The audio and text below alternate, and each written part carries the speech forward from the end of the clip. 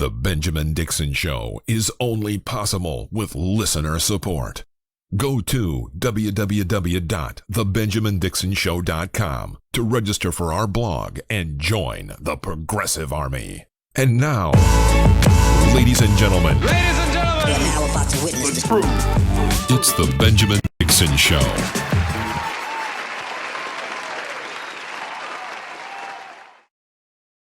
Everyone, and welcome to this Wednesday night edition of the Benjamin Dixon Show. Obviously, not Ben. I'm your girl, Anoa Changa, filling in for Ben from the Way with Anoa. So, you know, when I host, it's a Way with Anoa, Benjamin Dixon Show mashup.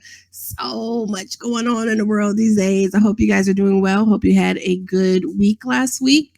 Last week, I had a great opportunity to talk to my girl, Courtney Richardson. Courtney's awesome. Definitely check her out on the Ivy and check her out on Twitter at the Ivy Investor. Shout out to the Progressive Army, right? I don't know if you guys saw, but Progressive Army just launched. We've relaunched our site. Very awesome. Some really great stories also hit from my Progressive Army family this week. So yeah, Andre Roberts dropped something about can we really actually reform the Democratic Party? Had some really good stuff in there. I'll get to this a little later, but my dude Michael Graham dropped a piece about Brace for Impact, MPACET. If you guys remember a couple weeks ago, I had Marcus Farrell on, and he did talk a little bit about Impact. And if some of you have seen, I am involved with Communications for Impact. So I'll talk a little more of that because I did get a couple questions that I don't want people to think that I'm not going to answer you. I will definitely answer you. But yeah, so there's stuff moving along. There's stuff happening. A lot of people are active and engaged and doing different things. And one of the things that I really like, I hate when my Twitter followers fight amongst each other in my mentions. A couple of you got into a heat exchange today about building a party versus not building a party and why Bernie wasn't doing this and any other.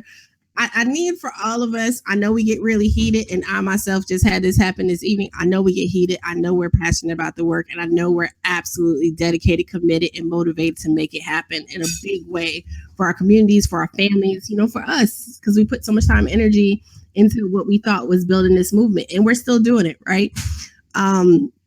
We really need to keep in mind that we're also talking to other people who are passionate, motivated, excited, and engaging.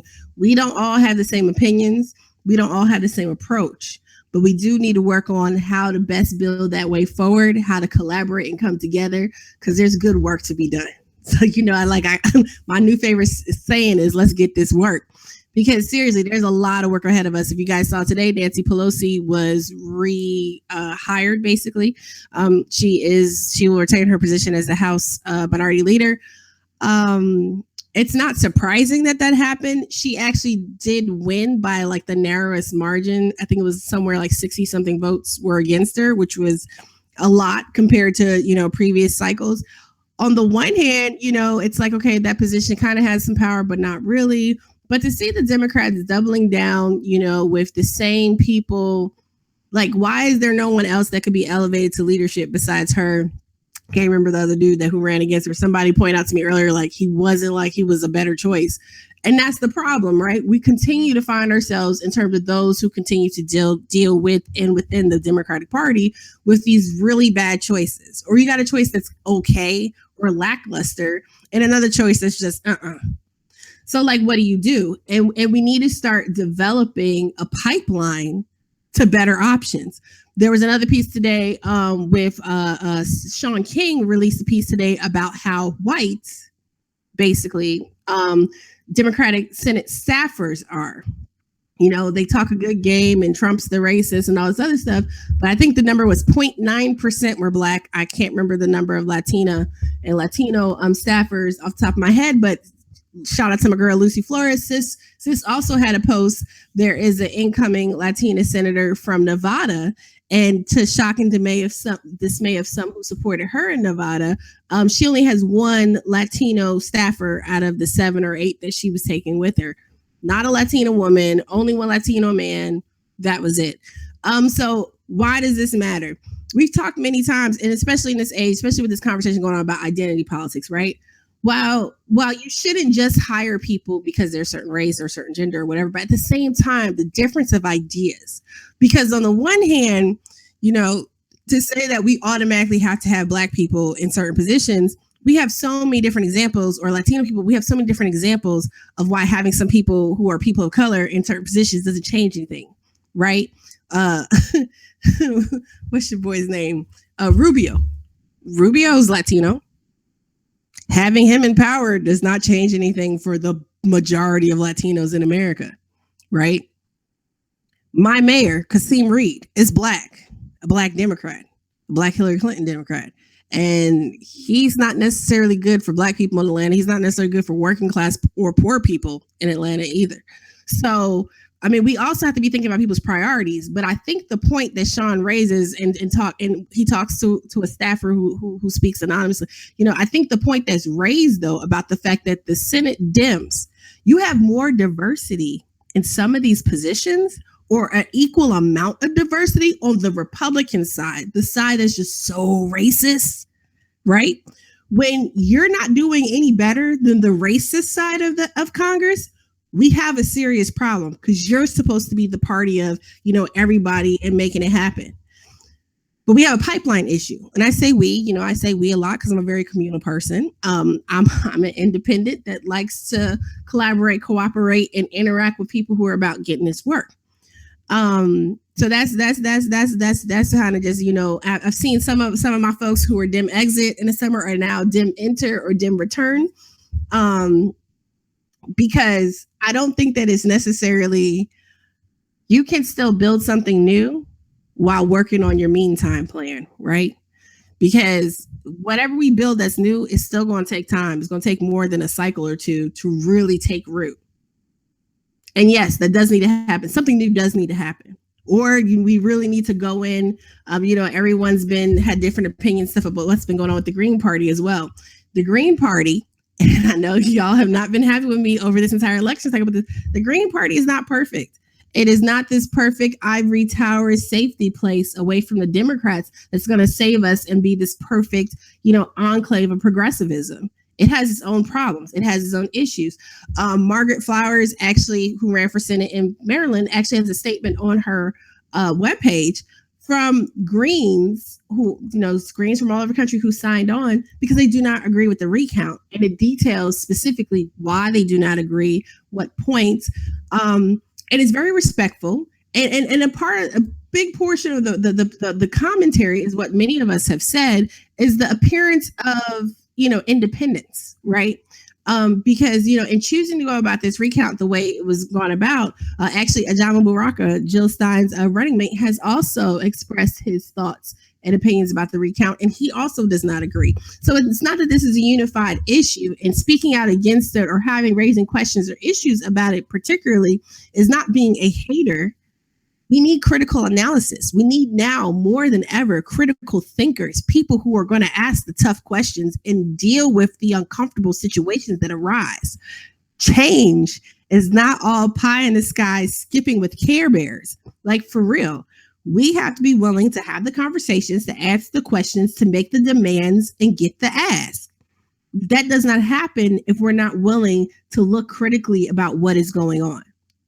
So I absolutely agree with voter integrity, and that also comes out across in the statement that was put out by some members of the Green Party. Not all, not everyone. There was another op-ed written by someone from the Green Party, I believe, up in either New Hampshire or Massachusetts recently. I think it was in Counterpunch. There's dissension, but dissension is not a bad thing. People doing different things, having different organizations. Like I mentioned before, I came on board with Impact, which is a new organization, and I'll try to get to that before the night is up. And if I don't get to it, check out the video I did with Marcus Farrell about 2 weeks ago, and I will definitely get to something more detailed about Impact. Hopefully by this weekend, I'll do a special if I don't get to it tonight. But the fact that you have different entities and organizations coming together is because so many people want to do the work. We already have plenty of wonderful organizations that exist in your local community, but not everybody can do everything. If I'm doing direct service, like when I was at Roots Camp, 2 weeks ago, we got asked this question by someone who is in a direct service organization.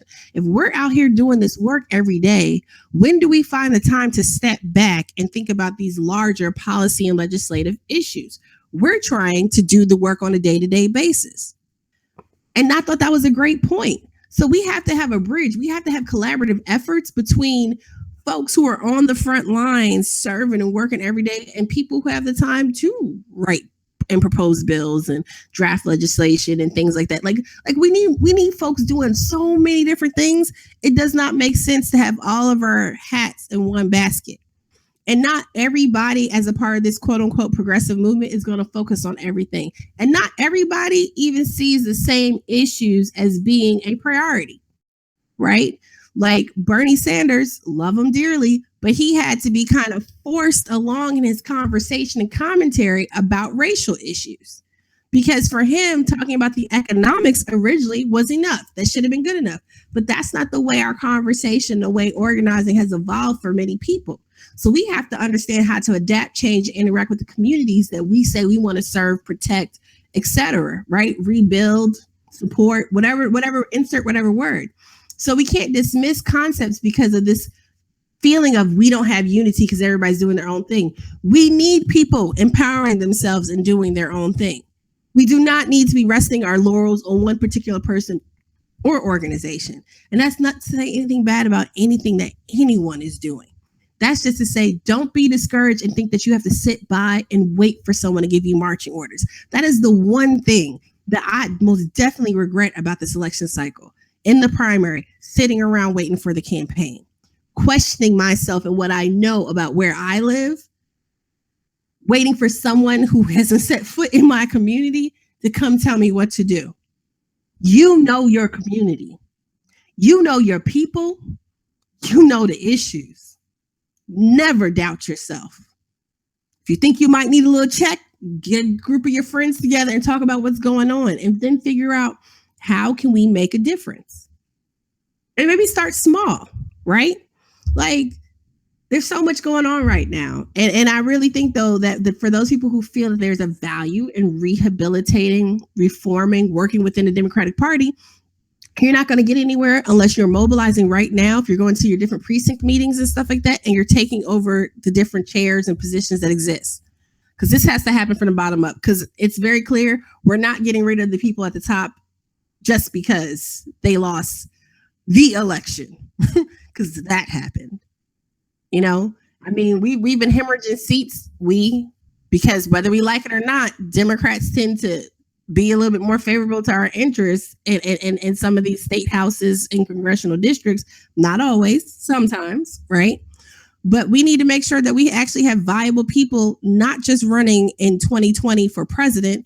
Don't even start quoting what people might possibly do now because it's absolutely irrelevant. That's what we've seen in this election cycle. We need to be looking at 2017. Do you have special elections? Do you have mayoral elections? Do you have city council? What's going on where you are? Who are the contenders? Can you still file if you're interested? Or do you know someone who might be interested? Can they file? These are things that we got to start thinking about, people. 2018 is right around the corner.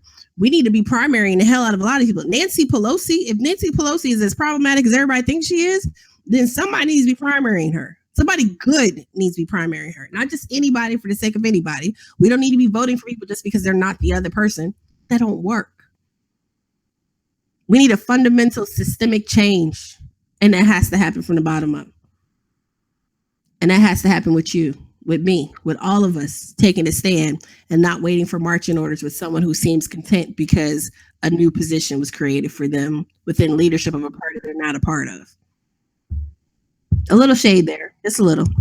So it's a lot going on. It's a lot going on. Today, Charlotte declined to press charges or bring charges against any of the officers involved in the murder of Keith Scott.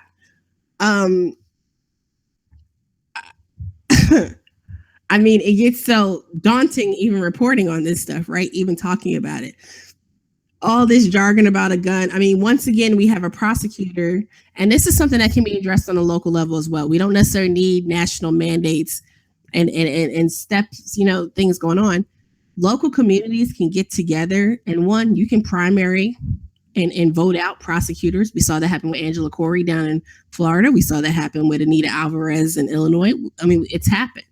I can't think of dude's name in Cleveland, but I absolutely, in Cuyahoga County, absolutely can't stand him.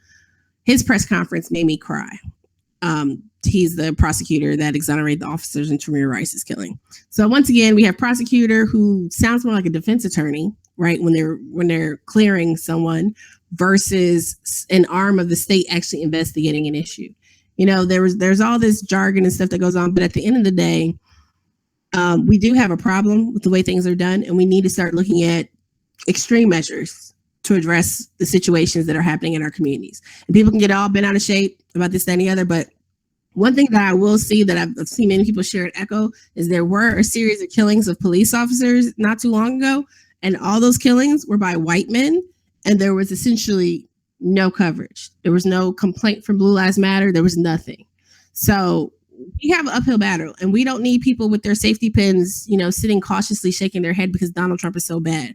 We have a problem in America that's deeply seated and rooted in the fabric that makes up this country, and it affects all of us. Like, of course, racism affects me maybe more directly as a Black woman, as a Black mother, but the sickness that is racism, it absolutely affects the fact that we have systems of oppression that exist. It absolutely affects other people who maybe are not directly affected, but it's there.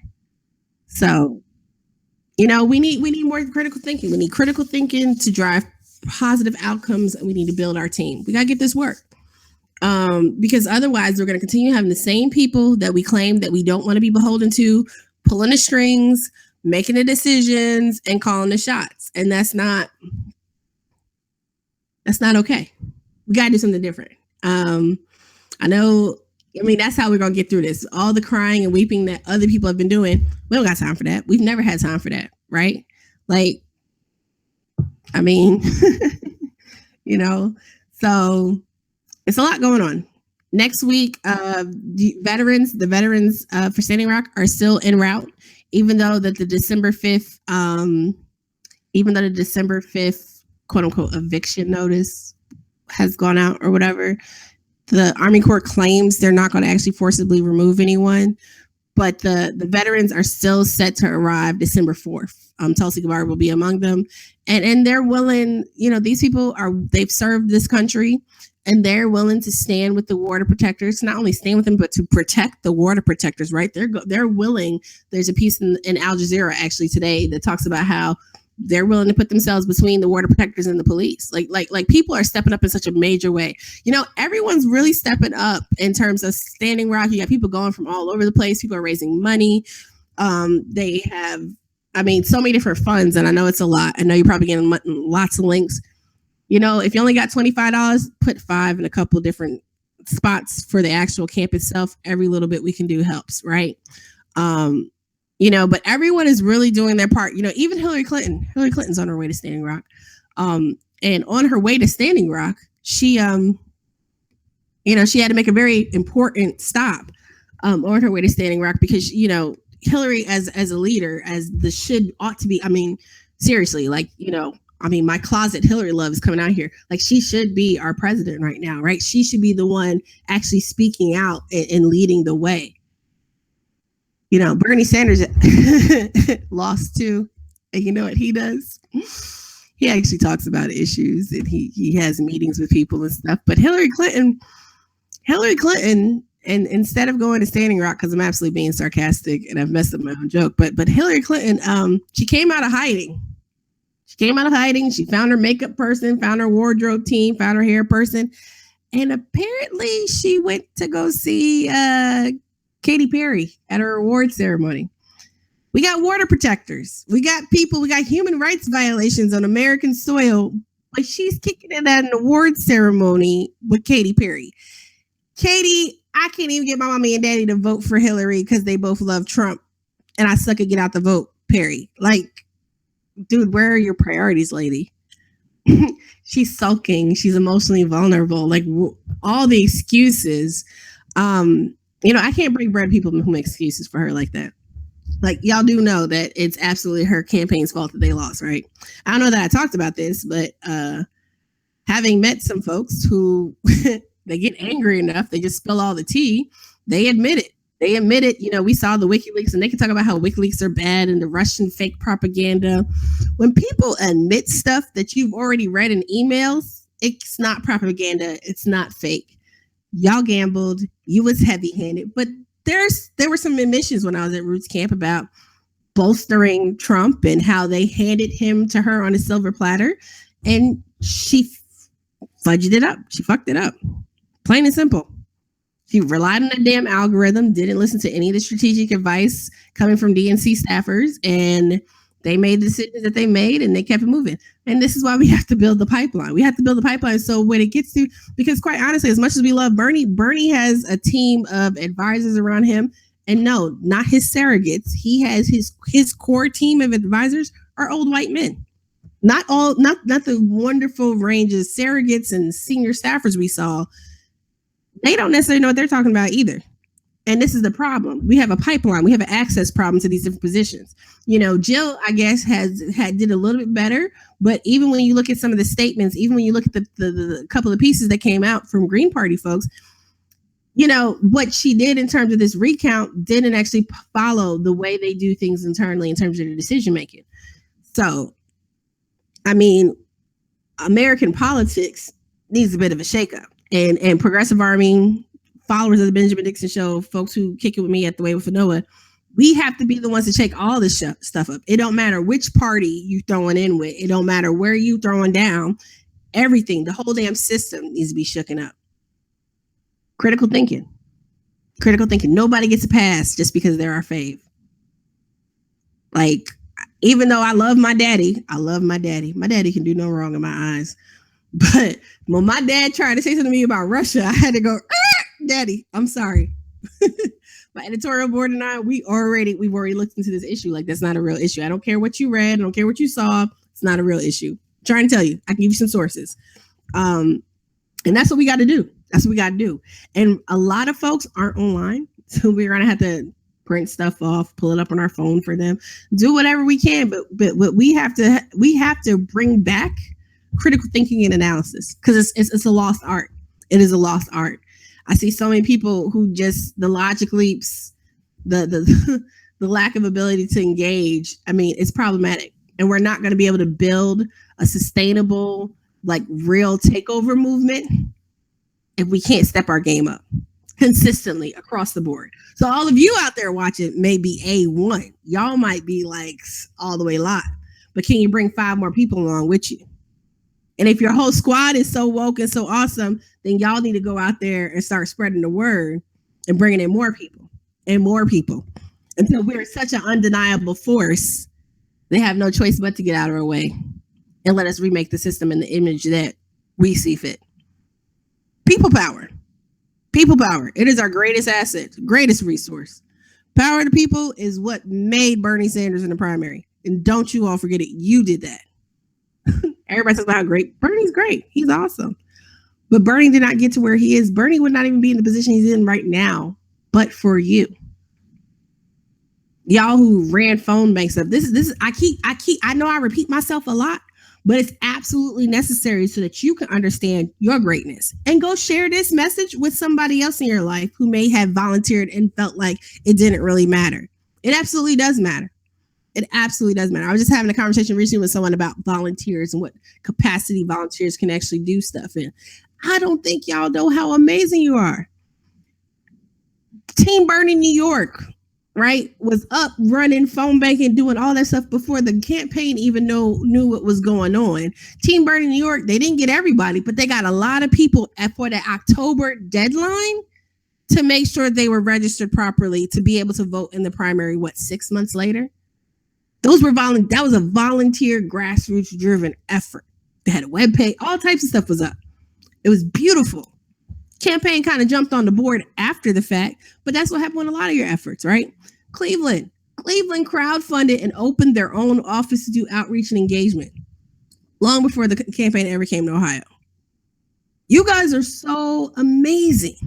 And then we have such rich dialogue. We have so many of you who send us messages. Some of y'all a little cuckoo on Twitter, but it's okay. Social media brings out a little bit of the dark side in all of us. It does it to me too. Sometimes I remember who I am and what account I'm posting on. But a lot of you are amazing, right? Like you critical thinking, like in the chat room, the level of conversation and stuff that goes on. We got to make that spread. We got to be like the necromongers in Chronicles of Riddick, right? We got to spread our faith across the necroverse. I'm sorry. Y'all know I got to throw in a pop culture reference every once in a while. But, speaking of pop culture, totally random. Saw Moana this weekend. So for anyone out there who's kind of scared about Trump, the fact that everybody loves Moana right now and is taking their kids to see Moana, it's okay. Country's not as racist as we thought. It's all right. Hang in there. It'll be okay. Just need a couple more people, princesses of color from Disney, and we're going to be all good. No, I'm just joking. But Moana actually was a really good movie. It was good. And I bring that up because it was good to take an afternoon off with my kid. No politics. No, how are we going to take over the world, Pinky? None of that, right? I just hung out with my kids. Took my son for ice cream, picked up my daughter. And it's funny because I have teenagers, right? My son's turning 13, my daughter's 15, and they really wanted to see this kids movie. It was beautiful, great music, culturally like accurate, all that other good stuff, whatever. It's Disney, the evil empire, but gotta have a trade-off someplace. But that's what we need to do too, right? Everyone talks about self-care or whatever. I don't really care about labels. Just do something for you sometimes, right? And I know a lot of us tend to be, it's hard times. We got a lot going on, but you can't be in this 24/7. It will drive you nuts. You do got to come out for air and do something else. And for a lot of us who are volunteering and we work our full-time jobs too, right? And we're raising families or you're taking care of other relatives and stuff, or maybe you have multiple jobs. Like I mentioned, Andre Robert's on our team earlier.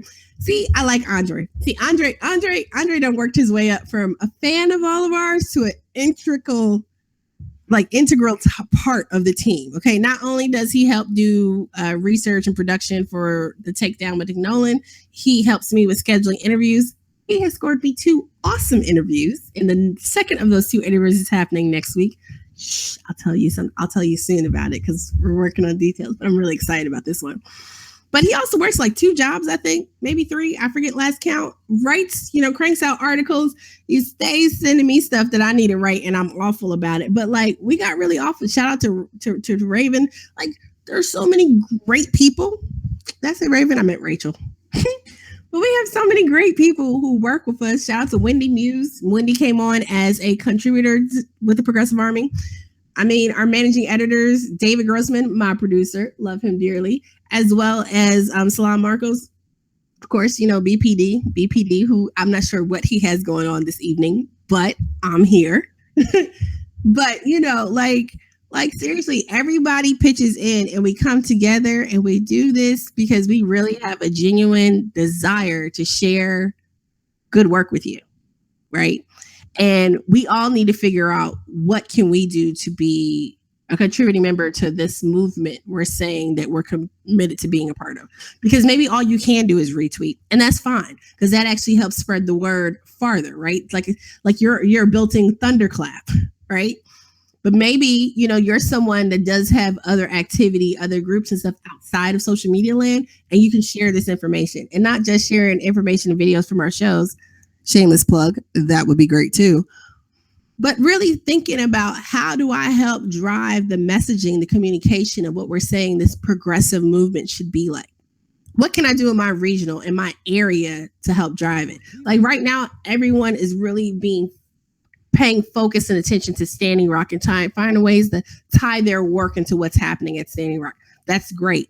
But Standing Rock is not the first time we're going to have an issue with the government and standing by why corporate interests, private interests brutalize people. That's not the first time it's happened. It's not going to be the last time it's happening, unfortunately. And so how are we as a movement going to respond to these incidences? And it's not going to be by showing up at award shows for Katie. I can't get my mommy and daddy to vote for Hillary Clinton. Perry. I don't even understand why folks is even still talking about her right now. Like, your parents voted for Trump. You should be locked away in a tower someplace. Like, you failed miserably. And when's the last time you even had an album anyway? I don't know, because I don't really keep up with all that. But I did like Moana. Moana was good. I'm gonna have to cop that soundtrack because that was actually pretty good. But seriously, like there's just so much that we personally can do. What I did find interesting, because the governor, North Dakota's governor, insinuated that they had the authority to remove people from and this is federal lands, this is tribal lands, where they really don't have jurisdiction all like that, but that's another conversation. But there's some tension on what's going on here, right? With what the Army Corps of Engineers is saying, what the sheriff's office is saying, if it was Morton County Sheriff's Department, what they're saying, what North Dakota's governor is saying. It's winter, it's cold. They allege that they're not going to let through supplies. However, they've said they're not going to let through supplies, but now they claim that they're not actually physically going to stop anyone, and they're not going to levy $1,000 fine. That was a rumor or whatever. But there's a lot of this going on, and we still have our good, because Trump's not president yet.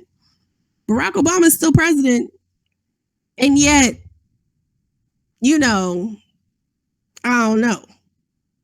Hillary didn't make it become president, but she could still lead because she's supposed to be this great leader that cares about people, right? I'm still waiting to see anything from her about this.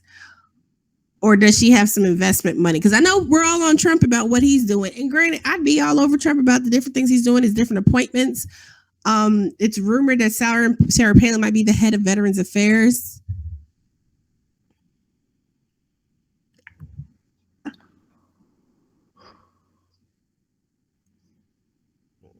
I guess she was rumored to be Secretary of Interior at one point in time too. Like, I just freaking can't. Right? Like, I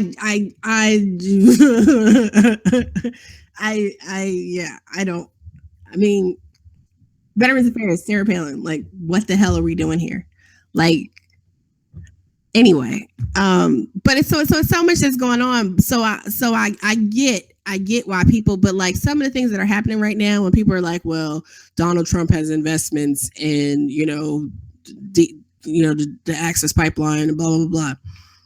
I'm sure if you looked at some of Hillary Clinton's donations and investments and other stuff, you'd find a connection to. In fact, with a lot of the congressional Dem leadership, I'm sure you would find something, which is why many of them, if not most of them, have been silent on this issue. It's problematic. But what I thought was interesting today, though, was that there's this great, and so I've been trying really hard to share and to read my Dakota Access Pipeline, my protest, my water protector news from actual indigenous sources. I think it's very important that we support people telling their own stories. So this is not to say that you don't support anyone else or share or anything like that. But I think if we all make a point to bolster those voices, to share the stories from their own words, I think it goes a long way. I really do think it goes a long way. Anyway, Indigenous EnviroNet, they're on Twitter as IEN Earth. And they were just saying, like, they had the governor had a press conference where he tried to clarify the quote unquote misunderstanding. This is being handled absolutely wrong. And this was another country, we probably would be talking about whether or not to like bomb them or something. Like, I'm being really serious, because like we go out in the rest of United States goes out to the rest of the world as the police officer telling people, about human rights and this, that, and the other. Even last week with Castro's death, President Obama is all like, well, human rights is blah, blah, blah. Dude, major human rights violations happening right here, American soil. Where you at? Come on, bruh. You got like a month left. What are you doing? It's too cold for golf. Where you at?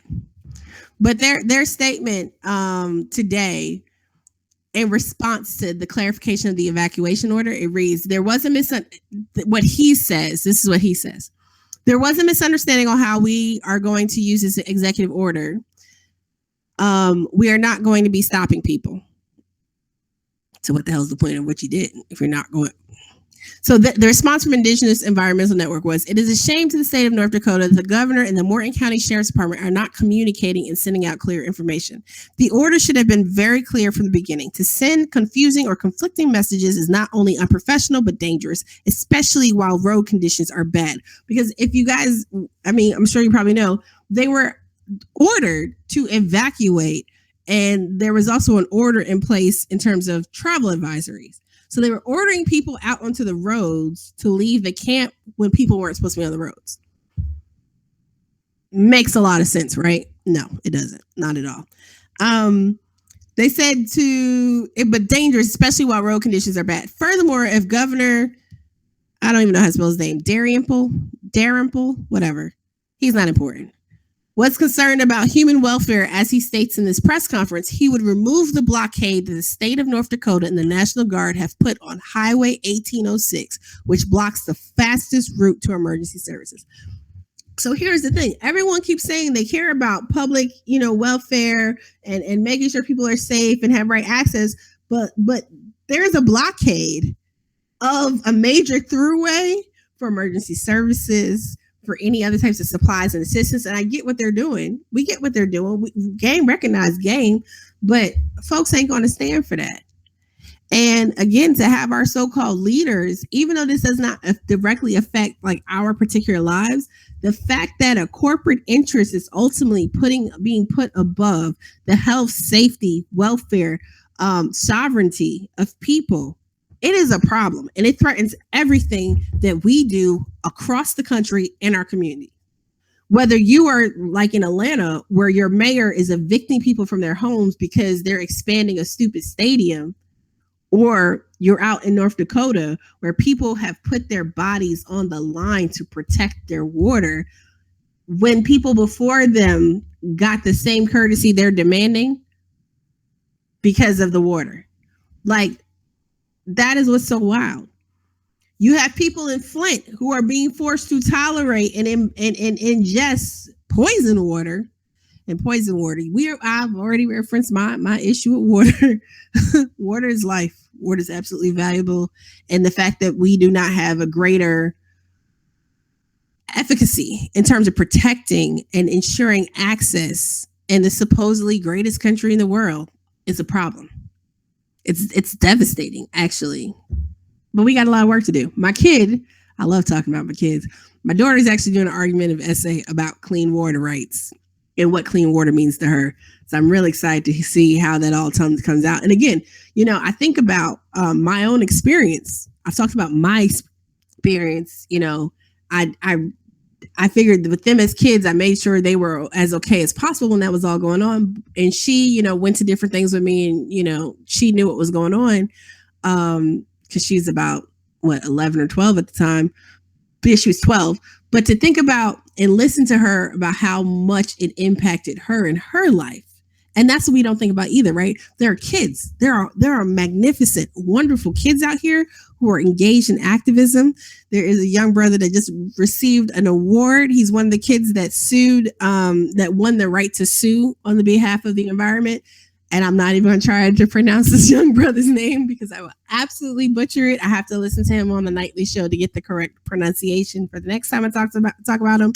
But there are kids doing remarkable things all over the place in this country and other countries. I mean, we often dismiss kids and their issues and their ideas because, they're just kids. But sometimes kids don't have that negative view of the world. They haven't been so jaded or tainted yet, right? They still have the optimism and the hope to see the path forward, to see what needs to be done where maybe our vision is cloudy. And so it's remarkable. It's always amazing to see the world, to talk about these issues with kids. My son, who's just now he's turning 13. He's just now really starting to get kind of more interested in public current events and public affairs, things like that. He comes in my room this morning, he lays in the bed across my bed, and he goes, "Mom, Donald Trump apparently is giving up his business interests to be president. What do you think about that?" I just looked at him. I said, "Why are we talking about Donald Trump?" He's like, I started getting news alerts on my phone so I can know what's going on in the world. It's going to be mine someday, And I think that ultimately he thought it was crazy that Donald Trump was making a big deal about the fact that he was giving up his business interests to do the job that he claimed he wanted as president. Whole nother story. But I think that a lot of times we dismiss kids, or we don't think that they have the capacity to understand certain concepts and issues, when in fact our kids are sponges, so if you help them develop the critical thinking skills, the ability to dissect information, to formulate concrete thoughts, plans of actions, things of that nature, send them. I mean, we have so many kids out here that are doing amazing things, and we have so many more that are necessarily getting those really key components, right? And we could do a lot in terms of, okay, I can only do but so much, but hey, let me I got 3 kids. They can all flyer too. Let me kind of bring them into this process and help them get to understand and know. And not only do you then get help for whatever it is that you're doing in your organizing life, or whatever it is you got going on, but then you've also helped lay the groundwork and foundation for that next generation of activists and leaders coming behind us. Because that's part of what we have too. We have a void, right? We have a leadership void. We have a vacuum that never properly was filled or addressed.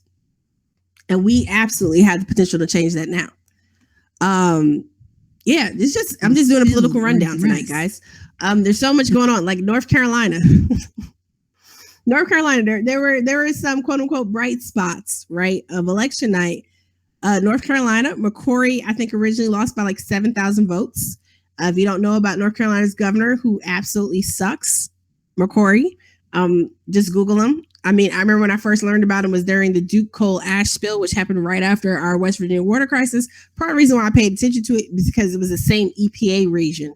EPA Region 4 was screwing up water and decisions and toxicity analysis all over the place. And I'm sure to this day, the EPA and the CDC will not actually take responsibility for how they screwed all of us up. But we know. But McCrory apparently, trying to finagle and claiming voter fraud and all this other stuff. So you have Donald Trump on the national stage upset and denouncing recounts, right? So all this stuff. You have one of his state level cronies, for lack of a better phrasing, demanding recount after recount. He's refusing to concede. When they did a recount, he is now lost by 10,000 votes. He's refusing to concede. So the first time was 7,000, recount 10,000 votes. And he's refusing. He's refusing to cooperate in terms of the picking an election attorney. Like, it's just becoming extremely difficult process, unnecessarily, because he does not want to give up his seat. He does not want to give up that power. And this is where we have a problem. We need to make sure, and I get it, I understand about people who don't want to vote, and I understand about not feeling like the system does anything. But one, that's why we have to give people options worth backing.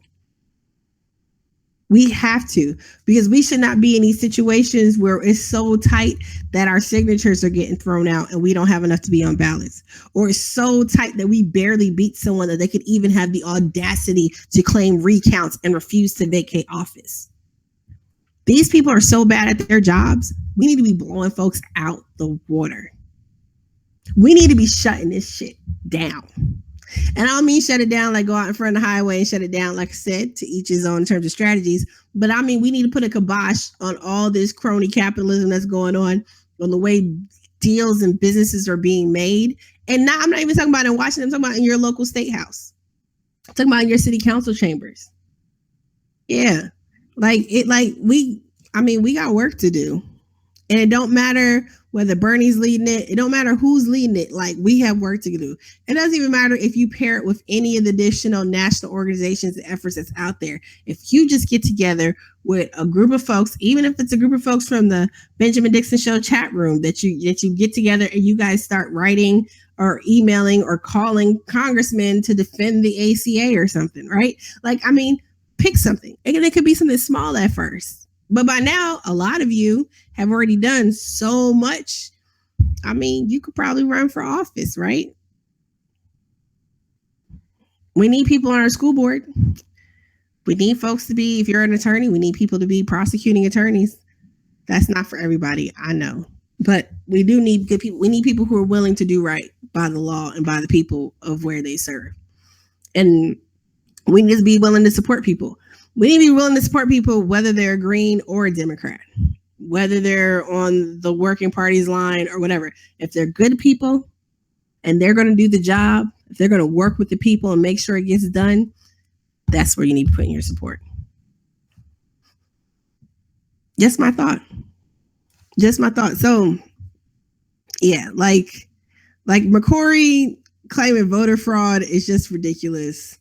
And they're claiming that the count was improper and had dead people and felons. And shout out to Maryland, because this was the first big test after the primary. Like, this was the big show because Maryland restored felony voting rights right before their primary. But we see that this has been a problem, right? Like this whole voter fraud thing. And this is why my issue some weeks back when I was like, no, we don't need to kind of give credence to people crying voter fraud. We need to stamp this shit out where it is and talk about the real issues going on. Voter fraud isn't the problem, especially in North Carolina, which had one of the most repressive voter suppression laws in the country. Voter suppression is the issue. You probably would have had more people voting, but for the issues that happened in North Carolina. Like, this is not going to go away. It's not going to change. We can't lose sight of what's going on. We got to stay active and involved. And we got to start getting, a lot of people have already been organized to an extent. We got to get really organized. And then see what groups actually exist where you live. Because maybe there are groups that are trying to work on these issues. Maybe they need some more human capital. Maybe they need you specifically, right? Maybe you have that one skill, that one thing that they were looking for that you never knew someone else needed. Maybe you have that one. Like, McCrory is now going to request a statewide recount because as long as the margin is under 10,000 votes, he can do that. There's been no valid support for his fraud allegations. The other thing that's interesting that's coming up is North Carolina. There was another case. Actually, I got to circle back. and have this conversation because I was supposed to have this conversation before I went but I ended up going to root camp.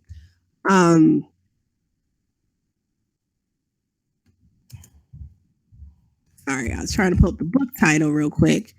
But I am supposed to have a conversation with David Daley, former editor-in-chief of The Salon, no longer, but he wrote this book, Rat Fucked, the true story behind the secret plan to steal America's democracy.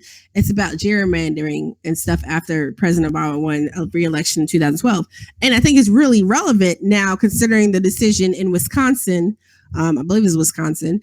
And then now North Carolina already, the way they did their redistricting had already been, there was a lawsuit.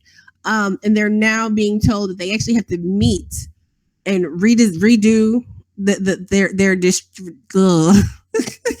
They have to redo their redistricting plan in 2017 and hold new elections in 2017 for the entire House. Pretty wild stuff is happening. So, I'm asking folks, who in North Carolina, what's the plan? Because folks got to get ready and pay attention to what's happening and come down the pipeline. Because there's a lot moving. So, yes, I'm definitely going to circle back around. I've had some good exchanges with Mr. Daley. And I actually need to finish reading the book. So it's kind of cool that I had to reschedule with him. But there are all these issues. I know for a lot of us, we're just now really getting involved in this last 18 months, this last cycle. But the issues with gerrymandering, we talk about quote unquote rigged elections. There are things that are built into the way elections are run that disproportionately affect certain groups of people already before you even get to any type of voter suppression laws, right? Then you add that in on the mix. And then you add campaigns that don't see fit to even engage, educate, outreach, mobilize, energize people. And we have, the results that we've seen. So, it's going to be very important as we continue to go forward. It's going to be very important for us to take the lead, for us to step up and say, okay, I'm going to help you. We're going to do this together. for us to take a moment and step back and listen. You might be so extraordinary, extraordinary, super volunteer, Bernie delegate, blah, blah, blah. But can you sit and listen to the folks in your community to find out exactly what is on the agenda, where to set the agenda, where the major priorities, concerns, who the stakeholders are, who the players are, who is the best person to talk to you? Do you even have any natural allies that you're not even aware of? It's so much that we can do. It's so much going on. Like, okay, so I'll talk a little bit about impact as I'm looking for the last story I was going to talk about because I can't find it at the moment. But so impact, if any of you have seen the article by Michael Graham, or the press release that went out with my cell phone number on it, but that's a whole nother story. It's not. And shout out to Dave Grossman who shared it because it wasn't even just you. It was us. Like the launch got pushed up. It was hectic. A lot of stuff was going on. And I didn't even think about it when we put my number on there. But don't worry, I screen my calls. So if any of you have tried to call or text message, yeah, whatever. But no, seriously. So original founding members are former Senator Nina Turner, Killer Mike, and Dr. Cornel West. And the idea is and shout out to Stacey Hopkins. Y'all know I love Stacey. Stacey likes to troll sometimes. I love her, and she's making us better. So if you see Stacey comment on any posts and stuff about impact, let me handle it because she's teaching me a lesson. And she's helping me become a better organizer, better leader, and I absolutely appreciate her for it. Because one of the things that have been asked about is just clarification, like exactly what is it? The idea is that we talk a lot about this progressive movement, right? And there's not a lot of activity that is being centered around leadership that is willing to focus on not just Black communities with the majority of us being Black is definitely a major part of our focus, but at the same time, underrepresented communities, right? Because there are a lot of commonalities. I mean, there's differences, there's other issues, but one of my own experiences, again, the 7-8 years I lived in Appalachia in West Virginia was from the hood to a holler. There are a lot of things in common. I mean, sitting and sharing stories with some of my folks when I lived in Charleston, or even when I was in law school in Morgantown, like, those could have been experiences that were had by somebody in my neighborhood when I was in high school back in Chicago. Again, there are some differences, but there were some similarities and commonalities as well. So the idea with impact is actually giving people the tools to organize and mobilize in their community. Well, Anoa, a lot of people already know how to do that. That is true. But not everybody actually has the institutional support to continue doing such work long term. Everyone talks about, the off cycle. Nina is great for this. Nina says there is no off cycle. We're always on. So looking at a year round effort that would help people in their communities become leaders in their communities and actually be active and engaged in the different issues that are identified by those local entities. Right. So whereas you have Our Revolution, and there are some like ballot initiatives and stuff they're supporting, but they're more focused on getting candidates elected. Same with BNC. This is actually not looking at the election cycle. Not that people wouldn't support candidates, but actually looking at all the other work that has to happen after people are elected or in spite of who is elected. Right. Because even though, your candidate may not get elected, you still have access as a member of that jurisdiction to addressing your concerns, your issues. I mean, working with allies that you may have, in your state house or in your city council to get bills considered and passed. I mean, there's a lot of work out there. So if you are interested in finding out more, hit up the website, Impact Us, MPACT, us.org. So that's the general gist. But I mean, really, this is about people-driven movements and people-driven power. And again, there are a lot of different organizations out there that are doing a lot of group. You have the Movement for Black Lives. You have so many different people that are doing work that have particular aims on particular issues. And, we want to be able to add value to the work that's being done. So like if you have a community group and everyone's activists and people are really, interested in organizing, but you're not maybe sure how to do that involving influencing local policy changes, then this could be something that is good for you as well. And where the different local groups will go is also up to those local groups, right? So it's not like this is completely top down. This is the model. This is this, and you have to implement it this way. I mean, of course, there's going to be flexibility and stuff for people to be able to engage as they need to, but it's about providing people tools, providing people a template. I mean, it's kind of hard to just get started in the abstract on your own, and it's about having coordinated efforts. So where possible, let's say you live in rural Mississippi someplace and there's something really crucial that's happening. Well, if you have brother, sister chapters in California and, the Pacific Northwest, places that maybe have an easier time with some things because they're, happy and liberal and whatever, then that's more support that can be put to help you address your issues locally, whether it's, internal think tanks or people actually who can help phone bank or even travel and canvas. I mean, the potential is endless and it's in the very beginning. This is not meant to be a competition with anyone else. I mean, there's room for everybody to do the work that needs to be done. And all this focus on candidates, again, there's a lot of people are not still addressing the issue about community engagement. And not just in community engagement, it's not just, can you learn how to talk to Black people better, but actually empowering people to be the leaders and change in their communities. We have to build this from the bottom up. So whether it's the Green Party, speaking with the Green Party, what is it, brother? Joshua Harris, Baltimore Greens, is on our advisory board. And actually, Baltimore will probably be one of the first locations where we'll actually have it, like an actual impact chapter. Josh was really excited about working with Impact and being able to continue the work that came about through his campaign as a part of the Impact model. So it's really the opportunity. Like when I first got involved in terms of volunteering with the Bernie Sanders, like grassroots world through Women for Bernie, when I first really started looking at the possibilities that were out there, like this was the opportunity I really felt for us to leverage engagement and grassroots style action in our communities to make change, not just change that we could believe in, but actual sustainable change, like actual tangible, change. It might take some time, but that was my hope. That was my optimism. And it didn't necessarily pan out that way originally, but there's so many of you out there who are so wonderful. Again, there's so much that's going on. There is so much institutional knowledge and resources amongst you that I get excited when I see these different initiatives coming up, because I know that we're going to get there. We may not get there exactly the way I envision it or you envision it, but we're going to get there.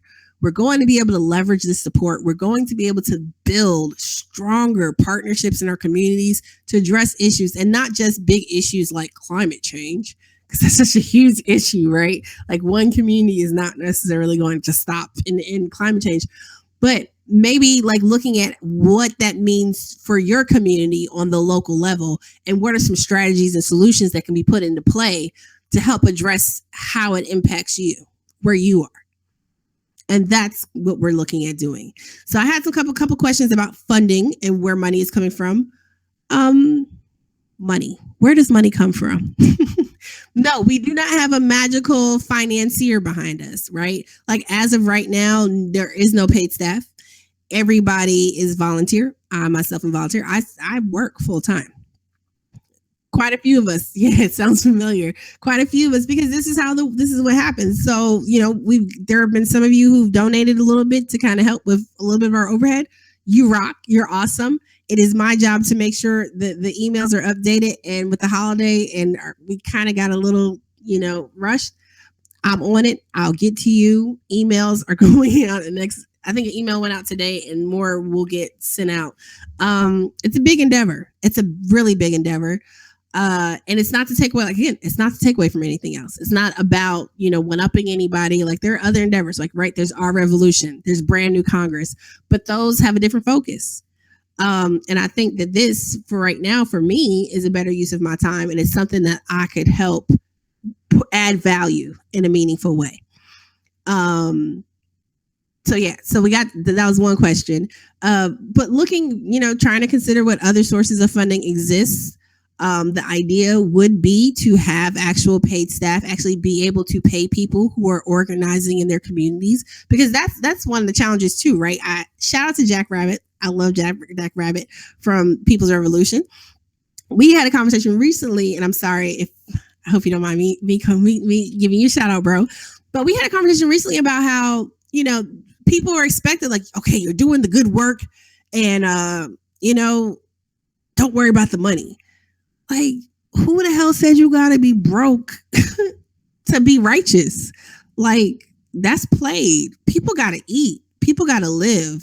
And so the idea would be ultimately to start seeking out different funding sources to be able to pay people who are going to be organizing and activists in their communities. Because it does, if you have to step away from a paying job to do the right thing in your community, that's a tough choice for a lot of our families, for a lot of our people to make.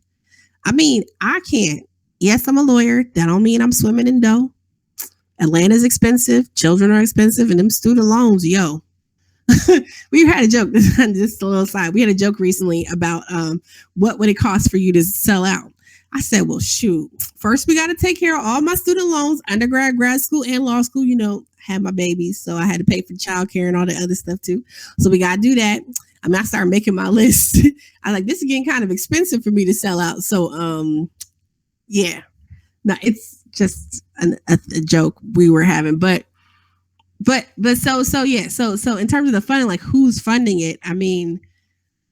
There isn't. That's something that's being worked on. You got to build out your program and try and find. We didn't come to this with funding and financiers. Some people are privileged enough to start out with a financier or two or three, or already have grants lined up, or already have people. We're talking with other larger organizations that do like the idea of our work, but we are not beholden to any particular party. As Stacey used to say, Stacey Hopkins would say when we first started doing the BNC events, we are not here to save the Democratic Party or any party. We're about the people. We're about the people and making sure that communities have the technical and human capacity, the know-how to do what needs to be done. And again, there are a lot of people out there who already know how to do certain work, but there's so much that needs to be done. It doesn't hurt to give them a little help, right? Doesn't help to be that movement, to be that change that you want to see happening around you. I know I sound like some idealistic, bright-eyed, bushy-tailed kid, but I tell you, I have seen the coming of the glory of the Lord. No, seriously, I'm tired. I'm really tired, and it's about time that we get to work. We have had a long cycle. We've had a lot of naysaying, and people can look at the world of politics imploding around them, or you can see the opportunity in the possibility for building brand new stuff, whether it's you working with brand new Congress or our revolution, or you come on over with us at Impact. Or if you start your own thing where you are. Whatever you do, I'm going to rock with you as long as you're not crazy. As long as you're not doing nothing too crazy, I'm going to rock with you. You know what I'm saying? So the other question I got asked last week, actually, and Courtney and I were going to talk about it, and we didn't get to, was about whether or not Impact was going to be a 501c4. Yes, we are filing the lawyer. I am a lawyer, but I am not with Impact in a legal capacity. But I do believe from the conversation we have that is the case. So let me talk a little bit about that real quickly before we close out for the night. I know that there was a lot of brouhaha about 501c4s, and I've talked about this before. I've talked about it with Eugene Puryear on his show and Brian Becker. I've talked about it, I believe, probably on the way as well. There was a lot of brouhaha when our revolution was first launched as a 501c4. And it's understandable because part of the way it was, part of that setup, Bernie cannot have a direct leadership management role in his own organization, right? 501c4s have various benefits, tax purposes, things like that. We have to be real about the world we live in, right? When you're taking in money and donations and reporting and things like that, it's important. Now, I do understand that people have concerns about, the potential to take money and donors and lack of reporting and stuff. To my knowledge, we plan on being a very transparent organization, right? So when donations and donors are coming in, that information will be revealed to our members and those who are entrusting us to do this work. just because there is the potential for something to happen. So just because the 501c4 is just the potential for people to do things doesn't mean that automatically makes it a bad arrangement. Now, there are other ways. There are other mechanisms. So you could have a 527. You could even have a 501c5, which I think is usually used for like unions.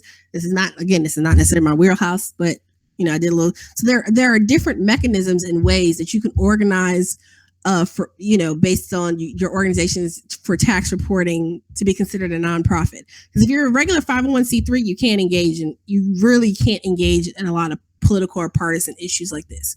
501c4s are simply social welfare organizations, right? That's the general title. And that's a huge range of entities. I can't think of the name. There's a Kentucky group. It's a really great nonprofit. And so they have a 501c3 and then they have a 501c4 paired with it. And that is how they're able to do a lot of their political activity. So again, I do know there is concern. I do know that people have issues, and I definitely respect it. But part of the problem that got convoluted with all that Our Revolution stuff was the issue was Jeff Weaver and concern with his leadership and what he would be doing in terms of soliciting donations and who he was going to be soliciting donations from and whether or not that would actually be disclosed. That is not the same thing as a 501c4 being bad. It's not. And that can't necessarily be our litmus test because of that scenario. That was poorly managed. Interpersonal conflicts can cause issues in terms of how organizations are effective, how they're ultimately run, and what ultimately happens. We have to try to just manage that the best we can, however we can. And sometimes you may have to go through uncomfortable conversations. But if there were real issues in the way it was being organized and set up, that should have been addressed at the outset. And those issues need to have been discussed because for so many of us, we're relying, these are people we look up to in some ways to kind of be leaders, and we're relying on the information they give us, and they need to be clear. And I'm gonna just keep it real with you. Staffers who came off of Our Revolution initially who were upset about that, they were not clear. They were convoluting issues. And we had this whole conversation, this whole segue of demonizing a 501c4. Again, just read about them, right? Like it's just a mechanism. Now, how people use tools, that is a problem. And that absolutely has to be critiqued and talked about. Again, critical analysis, critical thinking. Just because somebody says the sky is purple, don't mean the sky is purple, because you can look up and see it's blue. Except for right now, because it's nighttime, so it's not blue anymore right now, right? At least not where we are. So that's my little bit for the night. I'm going to end on a high note, on a happy note. I'm going to jump in real quick and turn my mic on here. But David's coming in real quick. David is coming in. So I'm not getting out that quickly. No, and you may want to give a rant after I do what I'm about to do. If you don't, then that's cool. We'll let Ben say what he says best. I had Ben do a little piece last week, and it's very relative to what you've been talking about all night about people participating and engaging and doing something. And so even though I wrote the script or the pitch, Ben says it better. So I'll just give it to him, and you'll be able to hear it because it's just a video. Great. Awesome. Let me describe. So we've been discussing cleaning house at the DNC, stepping up the fight against Trump, like significantly, to a great extent. So here's the thing. If you're going to any meetings, if you're going for any organization, whether it be your local party, whether it be your local city council, if you're going to a meeting and you are going to a protest, you're participating in a protest, then we at the Progressive Army and the Benjamin Dixon Show, we want to know about it. So if you are doing any coverage, you can become a correspondent. You can send it to us at submissions@progressivearmy.com. We will look at it. If it's something that we can use, which most likely, I mean, the stuff we've gotten so far has been amazing. We will put it in a show. We'll share it through our social media channels, and you could be your own correspondent. I think it was a great idea. So shout out to the Progressive Army team, David and everyone over there. You could become your own BPD show correspondent. Very cool. I think that's an excellent idea because I mean, seriously, y'all come with some really great information, and there are some things that we might be willing to share that personally I'm not going to talk about it because I don't think I could do it justice, right? Like I'll get people asking like, Anoa, talk about this. Oh wait, there wasn't I supposed to talk about tonight, and I completely forgot about it. And just as I'm saying that, like, no, I did get shared something that was actually very awesome that I was supposed to talk about, and now I cannot remember what I did with the link, but there's a lot of really good stuff going on. People need to get in where they fit in. And again, Ben is on 4 nights a week. And, you know, with his work responsibilities and his family and stuff, he can only cover but so much. I only do this 1 night a week because, you know, we have all our other shows and stuff, trying to get the podcast and stuff situated. But like, we need your voices. Like citizen journalism is actually extremely important. It's also very important to make sure that we're vetting our information, that we're putting out accurate information. This fake news stuff, it is to a lot of just sent BS, but at the same time, there's a very valid message in all of it. So definitely send us your work. I mean, we want to hear from you. We want to hear what's important for you. I would really like to hear regional stuff. Truthfully, I want to know what's going on where you are. Do we got Michigan folks in the house? Like what else is we kind of hear about Flint a little bit, but what else is going on up there? You know, anyone in North Carolina, this stuff with McCrory is crazy. What's going on in North Carolina? What's the plan? How can we help amplify what you're doing? Do we need to sign a petition? I mean, like, do we need people to come in? Like, what's going on? You know, I'm going to have to find someone down here in Georgia to do it for us down here in Georgia because there's a lot of ish and it's hard to keep up with. I mean, are you someplace else in the South? Are you in Texas? Are you Alabama? Are you out West? Like, we need to hear from you. We need to help showcase, amplify, and let people know what's going on, because that's also really good too when you hear like about local issues, because then if you're facing something in Arizona that I'm experiencing in Georgia or someone else is experiencing in like Maine, hey, we can kind of maybe network and have a conversation about solutions and what works and best practices. That's helpful. Just think about whenever you've had to bounce ideas off of somebody else when you're working on a project or something, right? They may not necessarily have the answer, but the conversation can help get the juices flowing. So I'm all about good work. I'm about good work. I'm about good people. And sometimes it's hard. Sometimes it's uncomfortable. We don't all have to agree. This ain't always going to be fun and pie in the sky, Care Bear skipping hand in hand, rainbows and lollipops. But we are going to be onto a better position as we move on the way forward. So this is Anoa Changa. I was filling in for the Benjamin Dixon Show for Ben Dixon, for the Ben Dixon.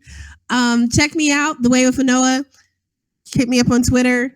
If you get too crazy, I might mute you. I'm not like Ben. I will mute you. And if you're abusive, I will block you. I'm not Ben. No, seriously though. I enjoy you guys so much. Thank you all for engaging, for being a part of the Progressive Army family. Come join us. We have fun. Really, we do. Promise. And check us out on Sunday. Well, Ben will be back tomorrow, Thursday night. But also check us out Sunday morning, 10 a.m. Eastern time for Politics and Grits. That's the real. That is the real. It's so hard trying to be professional, tonight after knowing how it gets petty. It gets petty, but it's fun. It's all in good fun. So anyway, good night, you guys. Thank you so much for being here, and have a good rest of the week. All right, peace. The Benjamin Dixon Show is only possible with listener support.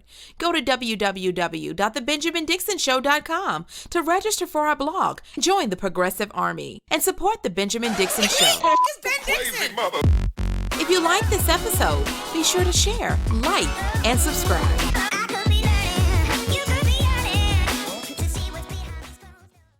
Consider becoming a Patreon. Go to www.patreon.com/The BPD Show and support The Benjamin Dixon Show.